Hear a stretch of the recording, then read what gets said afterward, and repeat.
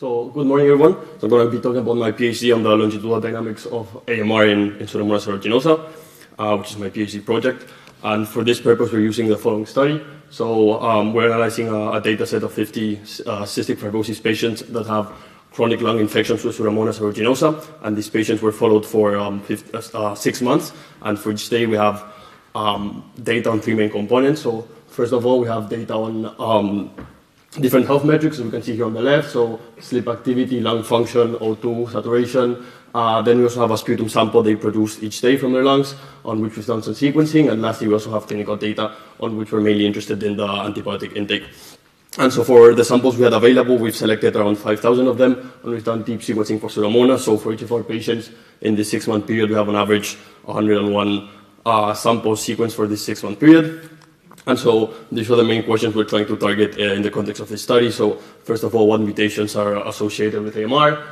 Then since we have longitudinal data, what are the dynamics of these changes? So do they increase or decrease when different intravenous antibiotics are introduced? And then if we can infer anything about the clinical outcome of these changes.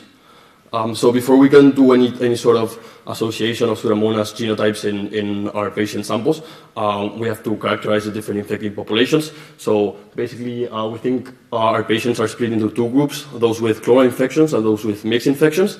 In the first group, we believe one Pseudomonas strain managed to outcompete all other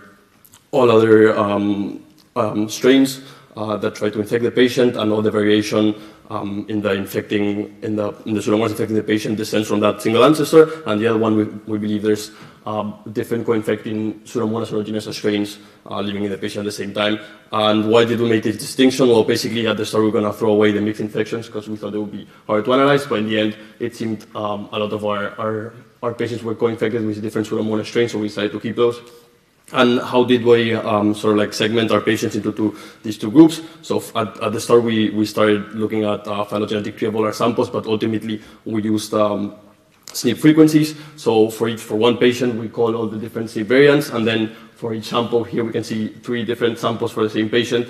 And for each sample, we plot like a histogram of the SNP frequencies, and then basically each of these peaks we think is a different population, and if the peaks are big enough where we think the variation could have not been so produced during the infection, we think it's 2 different co-infecting strains. And so to start off with our analysis of the patients with co-infection of different strains. So here it's harder to deconvolute the infection at the SNP level, so we've done this at the strain level. So for this, we've downloaded a database of 6,000 Pseudomonas genomes, which have been clustered into different strains, into around 350 strains, and we've calculated the abundance of these strains to time using M-sweeps. And here we have the outcome for 2 different patients. And what we can see is interesting is for the one here on the left, which had no intravenous antibiotic taking during the period, the population is relatively stable. And for the other one, where, for example, we have overlaid the intravenous antibiotics they took. So, for example, this patient took ciprofloxacin for the first 15 days of September. We can see their strains move around more with at times that seem to be associated with antibiotic intake. So for example, the light blue one was dominating before any exacerbations, and then it's displayed by other ones before it continues to dominate the population. And now for the clonal population, so here we've analyzed the dynamics at the level of the different SNPs. So we've used PyClone to cluster the SNPs into different subclones. So basically we've clustered together mutations that kind of like the frequencies move together through samples in the same patient. And here, for example, we have the subclones of one of the patients, and what's interesting, we can sort of segment the population in 2. One, for example, like in subclone 14, where the abundance of the population seems to increase when different antibiotics are introduced, and the other one where the vice versa happens. And also we've annotated the different AMR mutations in the different clusters for future analysis.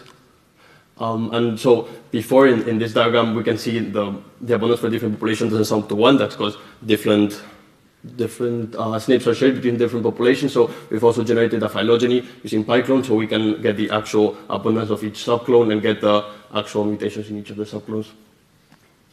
And here we can see for one of the patients, so when they're taking antibiotics is when there's like those 2 horizontal lines on top. For example, this patient took tobramycin and meropenem, and we can see during that period the kind of like green one, which is subclone 14, you can see that at the top sort of increases. So we've been starting to associate different subclones with different drugs.